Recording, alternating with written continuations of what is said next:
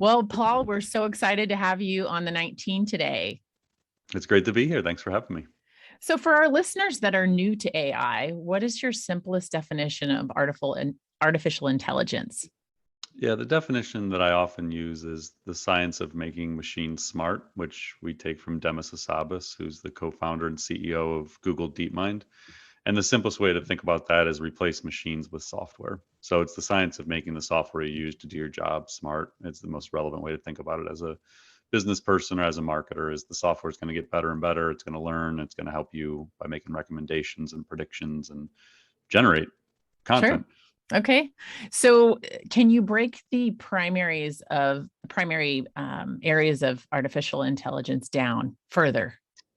Yeah, what we'll often teach is the form that most people have been exposed to in the last, say, decade is the prediction side. That is the machine learning where the machine's taking data in. So if you think about an email, taking the data in about what people click on, whether they convert, to be able to then make predictions about future behavior. So machine learning takes data in and it makes predictions about future outputs. So you see this in Netflix recommending shows and movies, making predictions about what you're going to be interested in. Spotify learns the music you love, makes predictions about what else you'll listen to. Um, Gmail finishing sentences and Google Maps routing you around accidents. All of it is prediction using machine learning. And then the other two that have become very present in the last year is vision. So that's like image generation, object recognition in photos, video generation, and then language, which is ChatGPT, is really where everyone sort of dove into artificial intelligence in the last 6 months or so. And that's the ability for the AI to generate language. Great. So, what do you believe the advances of AI will have on marketers and brands in general? So, if you think about knowledge work, which is what marketing is, we think for a living, we come up with plans, we execute things, but largely it's our minds doing things and not, manual labor. So, the about 2/3 of all jobs in the United States, at least, are knowledge work jobs, and AI is going to be infused into every aspect of knowledge work in the next, 1 to 2 years. It's going to be ever present in what we're doing. So it's going to have an enormous impact on marketers. In many ways, it'll be really, really positive, and it'll assist you in doing a lot of things. Like maybe you don't like building pivot tables and analyzing data. Maybe that's not your thing, but it's helpful to analyze data to inform what we do. Well, you won't have to learn that anymore. The AI, you'll just ask questions of spreadsheets, and it'll respond to you and tell you everything you need to know. So there's really exciting aspects to this. There are parts that are going to be a little unsure. The impact it's going to have, how much of specific roles may be intelligently automated, and a lot of that's to be seen. And so there's a lot of uncertainty and fear because we just don't know. But I think that for people who are just diving in and figuring this out, we'll figure it out along the way. Like we'll make it work. Sure. Now, so do you believe areas of marketing will become obsolete because of it? I do think that there are areas that'll be impacted more sooner. So, like customer service is certainly an area that seems to be universally viewed as a spot that's going to be highly disrupted in the near Hmm. future. So, Sam Altman himself, the co-founder and CEO of OpenAI, was asked point blank, career paths that he thought might stand the greatest risk of, um, I don't know about being obsoleted is the right way to say it, but being impacted, and he Hmm. called out customer service. So, I think that anything where there's repetitive, data driven tasks that you just do over and over again, like I used to use the example of like if you A/B test landing pages for a living, like, yes, you will be out of a job. Like we won't need Right. that. Yeah. But there aren't very many people who do that 150 hours a month.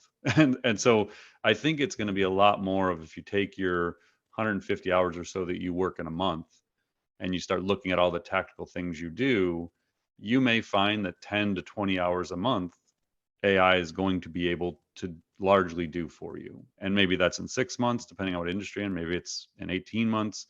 But there's going to come a point in the very near future where percentages of your monthly activities are going to be done largely by the AI with limited involvement from you. And so I just think it depends on how much of your job is able to be easily automated. And so, for some people, it could be 20, 30%. And then hopefully your organization finds ways to redistribute that time and to do Mm-hmm. things that just aren't getting done right now. Kind of a wish list of all the ideas and projects we would love to be doing as businesses, but we don't have the time for. And maybe this gives us the time to start doing more of that, is what I'm Yeah. hoping, at Yeah, least. for sure. So you described next gen marketers in your intro to AI webinar. Can you Yeah. explain a little bit more what this means for our listeners? I just look at it as people who are willing to embrace smarter technology. Because at the end of the day, the easiest way to really think about AI is just smarter tech. So if you're in email Mm, or advertising or communications or social media, like you use software to do your job. There's going to be smarter software that does more of your job and really assists you in doing it more than we see today. And so next gen marketers to me could be interns all the way up to the CMO. They just accept the fact that, okay, this is where we are, and they move forward and they learn what they can about the technology, and they figure out how to transform their own businesses, their careers, using this technology. So it's really people who think about application of smarter technology to intelligently automate tasks, unlock creativity, and drive performance that maybe their peers just can't achieve.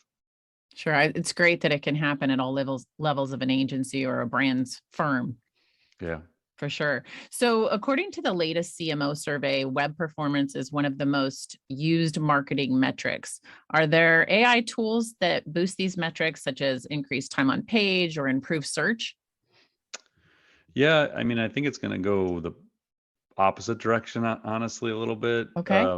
Because I think that search is changing. Like once Google infuses these generative AI responses into the search engine results page, organic traffic is going to take a hit for most brands. Nobody knows how much or how quickly it's going to happen, but search is going to fundamentally change. And so my assumption is brands are going to start seeing a decline in organic traffic.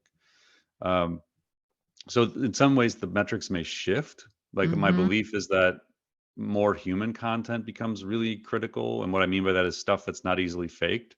So if you and I Right. can both go into ChatGPT and write a blog post and put it up, and it's just like list of 10 things to do or whatever, like the standard stuff we used to do as marketers, maybe some people are still doing, it starts to feel commoditized. Like when I start Right. reading those things now, I'm just like, this is just ChatGPT. Like I don't want to read another ChatGPT article.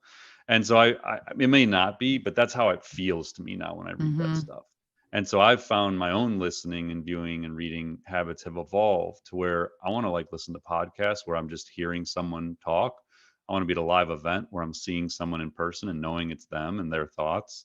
Mm-hmm. I want to see videos of interviews where people are just like having conversations. And I want to read like editorials and things with points of view. So I think Right. that like so podcast metrics might become more important. YouTube video views might become more important versus like the traditional web metrics of views and time on page. Like I feel like those KPIs may evolve in the next couple of years as the kind of content people consume and how they consume it changes. Right. People are craving that authenticity and Yeah, I perspective know I for do. sure. Like Yeah. I just want to hear from people. Like Mm-hmm. I get that the AI is really good at creating some of this stuff. I just don't want to read it. Yeah. So let's talk about some AI apps that are must tries for marketers. What's hot right now? What are you seeing that's trending that people have to access and try out? Well, ChatGPT has an app now, so you can download the app for ChatGPT and you can play around with that interface on your phone. We love Descript at the Institute. We use it for our podcasting and webinars, just descript.com. We're also big fans of Runway, so Mm-hmm. runwayml.com for image and video. Play around with that. They have an app as well, so you can download that app and start playing around with some really cool kind of next gen video capabilities. And then, I mean, we play around with a lot of the generative AI language tools. So Jasper, Writer, Hyperwrite, Grammarly, all of those are, I'm always experimenting to see who's kind of ahead of different use cases because they're not all the same capability in terms of use, specific use cases. So there's just certain things I like to use AI for. And so I'm always kind of experimenting to see whose models are best at doing that thing right now. Right. So yeah, I mean, those are just a few of the companies. We use at the Institute, we probably use 15 to 20 in any given month. but a lot of it Hmm. is experimentation. Our Right. core daily use is probably like 3 to 5 tools. What are those 3 to 5 that you The have to ones I have? just outlined. Yeah. Yeah, I Okay. mean, yeah, those are the main ones. Language writing. We use image generation as well. I use Dolly, but I think Mike on my team might use Midjourney. I'm not sure what he Hmm. uses actually for our blog images and social share images, but we create images for blog posts. We use transcription technology for the podcast and webinars. We use content summarization.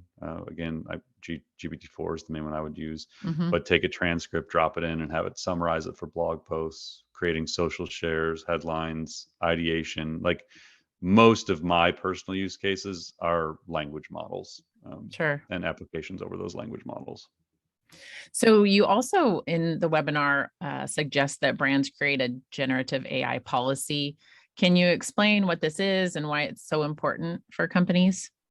Yeah, I mean, depending on the size of your organization, there are people within companies, like big companies, who don't even know if they're allowed to use ChatGPT. Mm. And so maybe they're a marketer and they're using it to help them write some emails and some blog posts, but they're not telling anybody about it because they're not sure if they're Right. allowed or if people are going to like judge them if Yeah. they start doing it.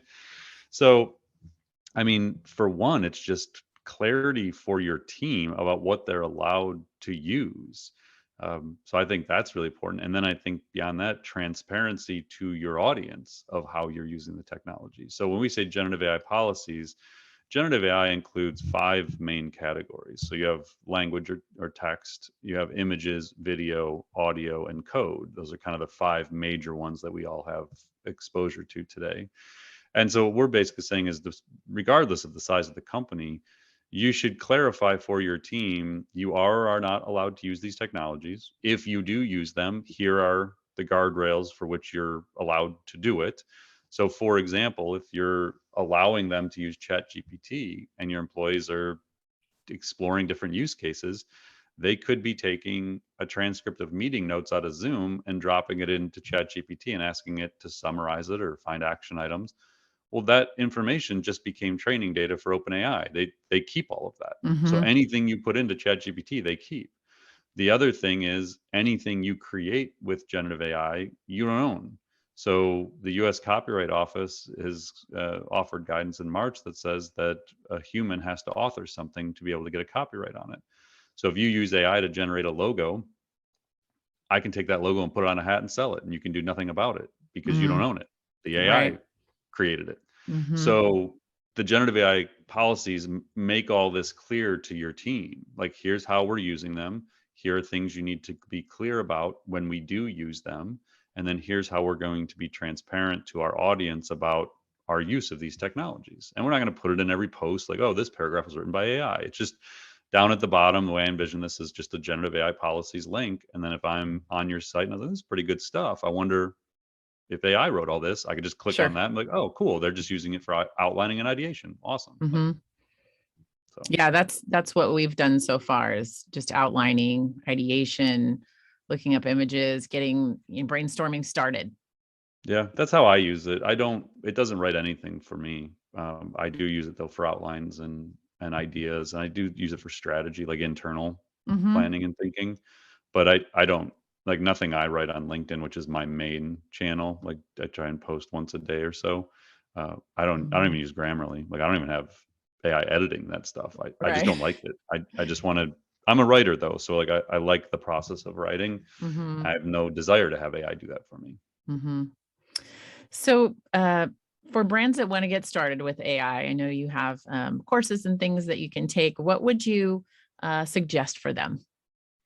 Yeah, I think education is the key thing for everyone. However you do it, you need to level up your team because again, people are going to be afraid of it. They're going to think it's just abstract and they're not going to be invested in helping build a smarter organization because they may fear for their jobs. And so Hmm. you really have to invest in getting people within the organization, including the leadership, on a level playing field with what exactly is this and how is it going to impact our organization and our team. So, I mean, we do have education. So we have online courses, as you mentioned, like our Intro to AI for Marketers course. We teach every few weeks, and that's free. It's just a Zoom, and we've had, I think, close to 11,000 people have registered for that over the last year. So, Mhm. so that's a nice thing. Then we have our Piloting AI for Marketers series, which is 17 on-demand courses kind of bundled into an 8-hour training program, Mhm. and that has a professional certificate. And then we have a marketing AI conference that's dedicated to this topic. So those are like some free and paid options through us, but Mhm. there's just a ton of content out there, a ton of great courses. We have a marketing artificial intelligence book. There's some other really good books by like Chris Penn and Jim Lisinski, and some others like so yeah, there's lots of emerging content. When I started studying this stuff back in 2011, 12, there was nothing for marketers. Like it Right. was just AI researchers talking to AI researchers, and I just had to try and figure out what they were saying. It was kind of my life for a few years. Well, things are changing so fast, the fast Yeah, paced. I think probably the best access would be your podcast immediately. yeah. I think you do, is it weekly? It is. We record it every Monday. And it definitely, I mean, if we weren't doing that, I would be having trouble keeping up. I have trouble keeping up, and we still have that forcing function of the Sure. podcast. Yeah. But we just all week long just kind of keep a internal note of everything as it's happening, and then we curate it Sunday night and pick the topics. And yeah, so it's become a good way for us to sort of filter through what really matters. And then Hmm. people have the listenership has grown very quickly. So I think other people kind of appreciate that as well, because they feel like if they don't keep up all week, they can just listen to that for 45 minutes and they're Right. caught up. Right. Well, thank you so much, Paul, for being on the show today. We're so excited to have you, and we'll be following along on the podcast and potentially even going to the show in July. So That'd be thanks great. again. Yeah, I appreciate it.